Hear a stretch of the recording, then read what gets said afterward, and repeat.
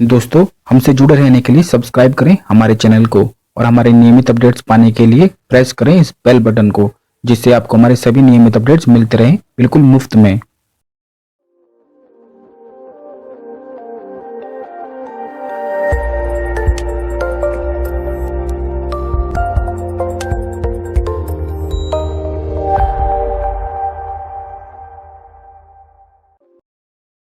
जय माता दी दोस्तों, हमारे चैनल में आपका स्वागत है। आज हम आपको बताएंगे कौन से कार्य कन्या पूजन में बिल्कुल भी नहीं करने चाहिए।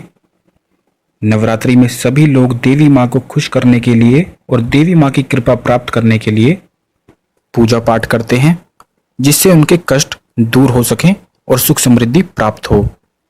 और नवरात्रि में किया हुआ पूजन से तो बहुत ही अच्छे फल प्राप्त होते हैं।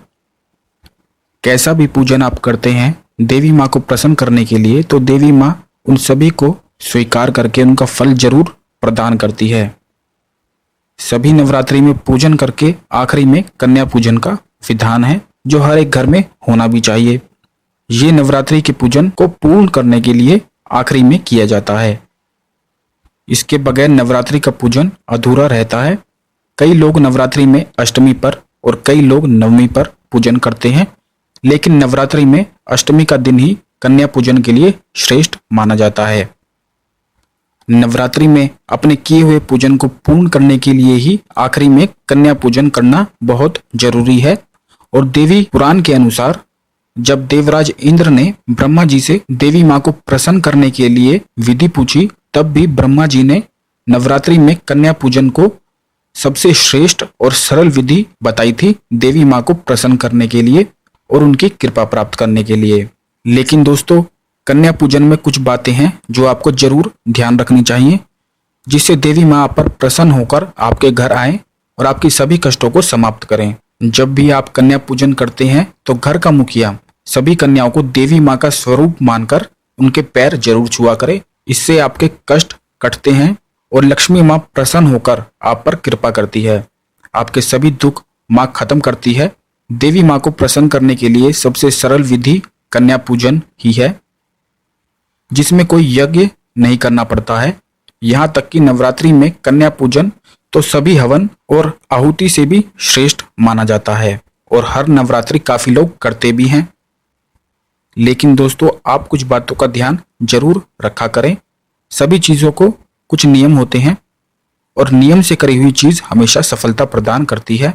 जब भी आप कन्या पूजन करते हैं तो सबसे पहली चीज, कन्या पूजन के बाद जब सब कन्याएं चली जाती हैं तो घर में कभी भी झाड़ू पोछा नहीं करना चाहिए अगले दिन तक। इससे देवी माँ नाराज होती हैं, क्योंकि कन्या देवी माँ का स्वरूप है और उनके आने के बाद झाड़ू पोछा नहीं लगाना चाहिए। झाड़ू पोछा आप कन्या पूजन करने से पहले कर सकते हैं, लेकिन बाद में बिल्कुल भी ना करें। दूसरी चीज, कपड़े ना धोएं अगले दिन तक। अगर आप कपड़े धोना चाहते हैं तो कन्या पूजन से पहले ही अपने सब कार्य पूरे कर लें और कन्या पूजन के बाद कभी भी कपड़े ना धोएं।